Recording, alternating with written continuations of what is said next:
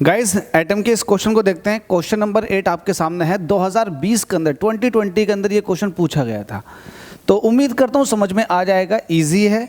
अगर आप लोग सारे क्वेश्चन मेरे साथ लगा देते हैं तो डेफिनेटली आपकी परसेंटेज बहुत हाई हो जाएगी। परसेंटेज तो हाई होगी, साथ में जो कॉन्सेप्चुअल नॉलेज है ना वो बहुत स्ट्रॉन्ग हो जाएगी।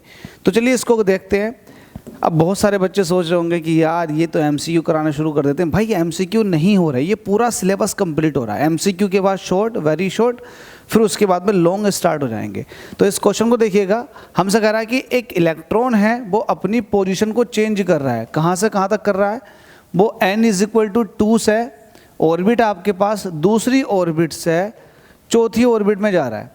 एक्चुअल में जब आप इलेक्ट्रॉन को लोअर एनर्जी लेवल से हायर एनर्जी लेवल में भेजते हो तो उसे एनर्जी देनी पड़ती है, और जब वो हायर एनर्जी लेवल से नीचे को आता है, लोअर एनर्जी लेवल में आता है, तब वो अपने अंदर से एनर्जी को एमिट करता है in the form of wavelength, मतलब रोशनी की फॉर्म में। तो ये कुछ क्वेश्चन वैसे ये उल्टा लिखा हुआ है। इलेक्ट्रॉन एक्चुअल में ये ट्रांजिशन कर रहा है, हायर एनर्जी लेवल से लोअर एनर्जी लेवल में आने की कोशिश कर रहा है। n=4 से कहाँ आने की कोशिश कर रहा है? n=2 में। ठीक है, तो इस क्वेश्चन को सॉल्व करते हैं। हमसे कह रहा है कि बताओ क्या वेवलेंथ ये इलेक्ट्रॉन एमिट करेगा। तो वेवलेंथ का एक छोटा सा फॉर्मूला है, ये होती है 1/λ=r 1/λ1 का स्क्वायर। सॉरी, यहाँ पर आप ये है n2 का स्क्वायर माइनस 1/n1 का स्क्वायर। ये है 1/λ हो जाएगा r 1/n2 का स्क्वायर माइनस 1/n1 का स्क्वायर। n2 का मतलब क्या है? ये कहाँ से आ रहा है, कहाँ से कहाँ को जाएगा, कहाँ से आ रहा है ये n1 है, कहाँ को जाएगा ये n2 है। तो जो n2 है वो है 2 और आ कहाँ से रहा है ये n1 है जो कि 4 है। जरा वैल्यू पुट कर दो n2 और n1 की, तो आपके पास 1/λ क्या मिल जाएगा? ये हो जाएगा r।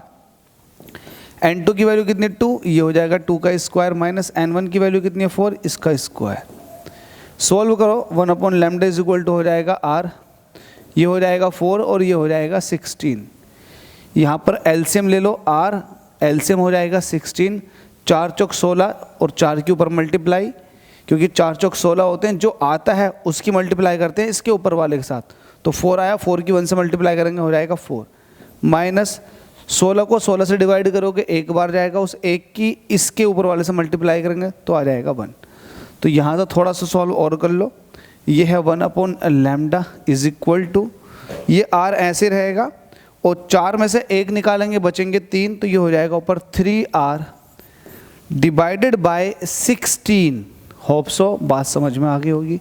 लैम्डा निकालना तो इसको उल्टा कर दो, तो λ हो जाएगा 16 डिवाइडेड बाय 3r। जहाँ कहीं भी आपको ये ऑप्शन दिखाई दे बिल्कुल टच कर दो। 16 divided by 3r option number B के अंदर आपको दिख रहा है। देखो ये क्वेश्चन सिर्फ ऐसा नहीं है कि एमसीक्यू के अंदर दिखाई दे, ये क्वेश्चन आपको शॉर्ट क्वेश्चंस के अंदर भी दिखाई दे सकता है, और थोड़ा सा लॉन्ग क्वेश्चन के अंदर ये एक पार्ट की फॉर्म में मिल सकता है। तो ऐसा ना हो कि आप ये सोचें कि यार ये तो एमसीक्यू हैं और कोड मिल जाएगा आपको एग्जामिनेशन हॉल में, कोड के थ्रू भर देंगे, तो वो गलत हो जाएगा। आप अगर टॉपर हैं तो टॉपर की थिंकिंग ये नहीं होती है कि कहीं से नकल या चीटिंग कर लो। टॉपर की थिंकिंग ये होती है कि चीज़ों को समझो, क्योंकि आपको अपना नीट का और आईआईटी का एग्जाम देना। फिर लोग पूछते हैं हाँ भाई तुम तो एकेडमिक लेवल पर टॉपर थे, अब क्या हुआ, हवा निकल गई। तो इसलिए आप हर चीज़ को बारीकी से देखें। आपसे वेवलेंथ पूछी गई थी, तो वेवलेंथ हो जाएगी ये 1/λ=r 1/n2 का स्क्वायर माइनस 1/n1 का स्क्वायर।